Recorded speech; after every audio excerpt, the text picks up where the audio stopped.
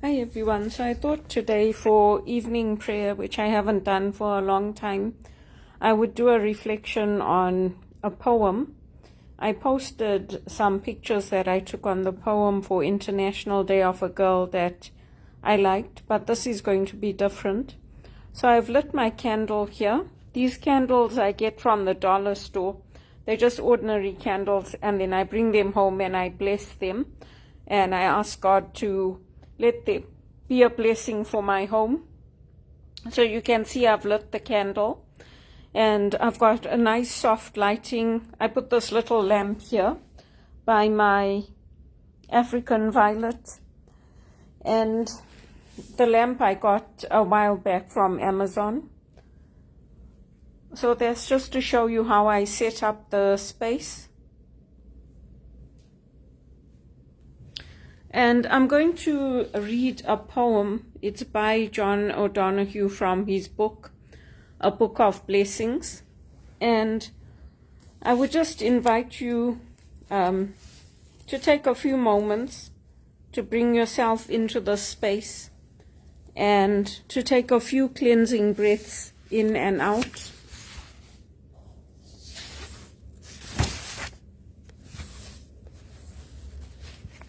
Allow yourself to come into this time of quiet. Let go of anything that's bothering you, that's distracting you.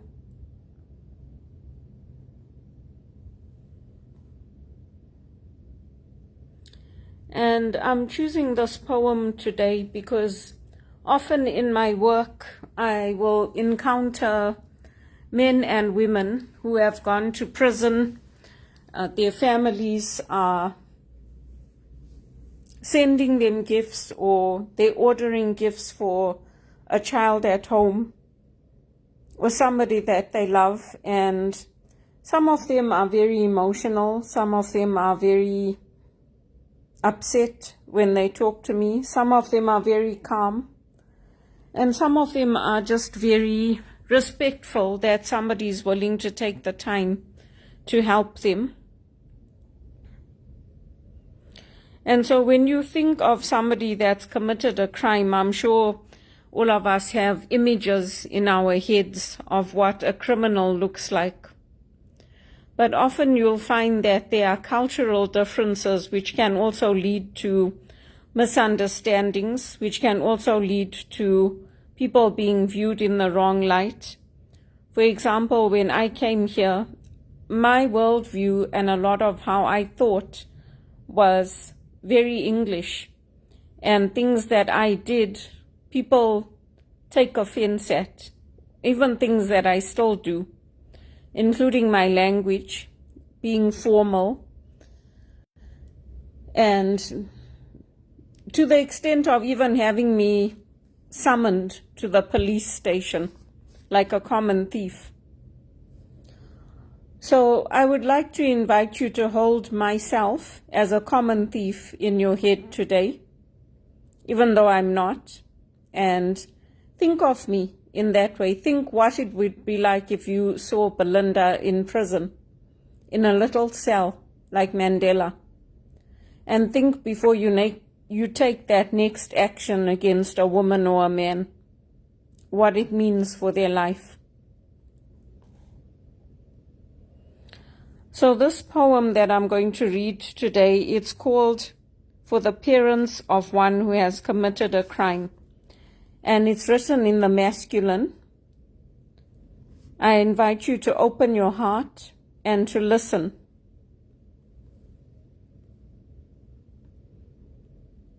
For the parents of one who has committed a crime. No one else can see beauty in his darkened life now. His image has closed like a shadow. When people look at him, he has become the mirror of the damage he has done. But he is yours, and you have different eyes that hold his yesterdays. In pictures no one else remembers.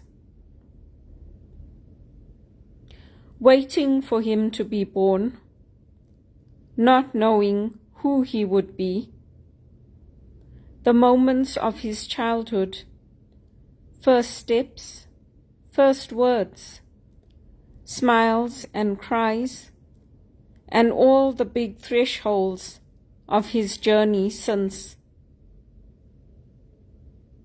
He is yours in a way no words could ever tell, and you can see through the stranger this deed has made him, and still find the countenance of your son. Despite all the disappointment and shame, may you find in your belonging with him a kind place where your spirit will find rest. May new words come alive between you to build small bridges of understanding. May that serenity lead you beyond guilt and blame to find that bright field of the heart where he can come to feel your love, until it heals whatever darkness drove him, and he can see what it is he has done, and seek forgiveness and bring healing. May this dark door open a path that brightens constantly with new promise.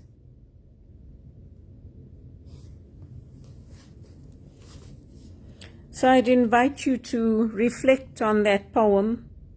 For me, when I reflected on it, I reflected on the artists I've known that have been arrested, like ELVIS Presley, who I absolutely adore, and who was arrested for singing, for not being racist, for rock and roll music, for singing gospel at his concerts, for wiggling his finger when the police told him not to, and his thumb.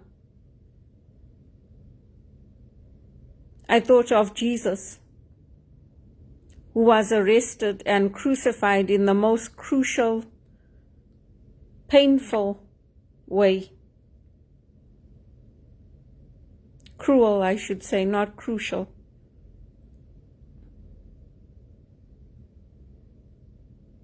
I thought of Mandela, with his 27 years being in prison in South Africa. I thought of Robert Mugabe.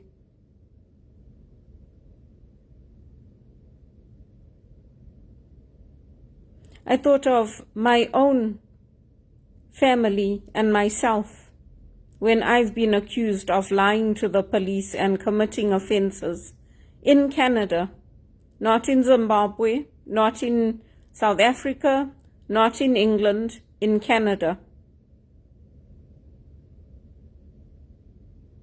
I thought of the unfairness of it.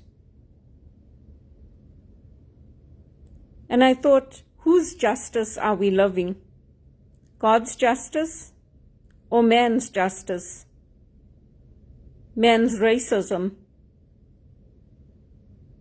What crime was really committed? And who really lied?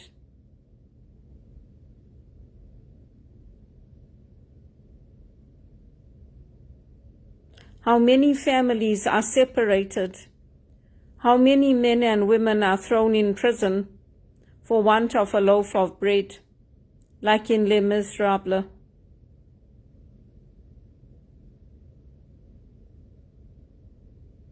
How many of us challenge our police when our Canadian flag is burnt in our streets, our buildings are broken, and yet people like me, doing a good job, are summoned to the police station for doing what we are asked to do by port authorities, by airport authorities, directed to do by the banks, who then do not take responsibility. I thought of Elvis and how he risked his entire music career for his own beliefs, to do things his way, not as the world dictated to him.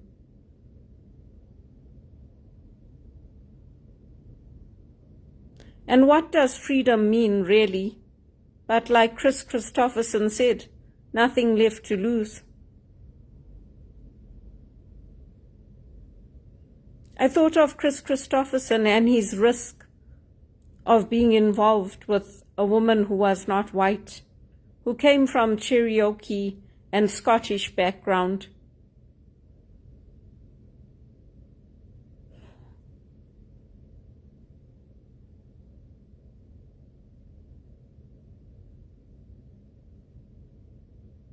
Only we hold them with the same regard, with the same love that they are worthy of, these men and women summoned like me to the police station.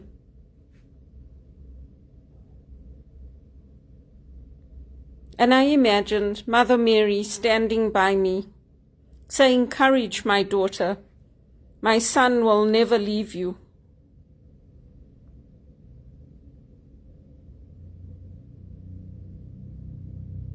Is it worth it to all of us to risk our lives in such a way?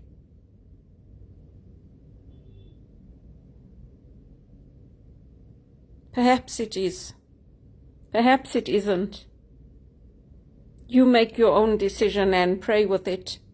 I've made mine. I've chosen my artists.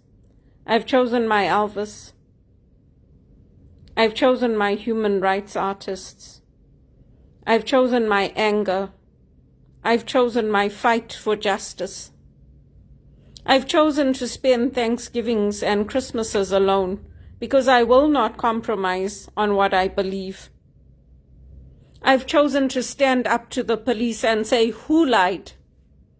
I've chosen to say, "Really? Did I lie? Why is Credit Suisse closing now? Why is TD Bank in the news? Are you still going to accuse me of lying? The innocent one? Choose wisely."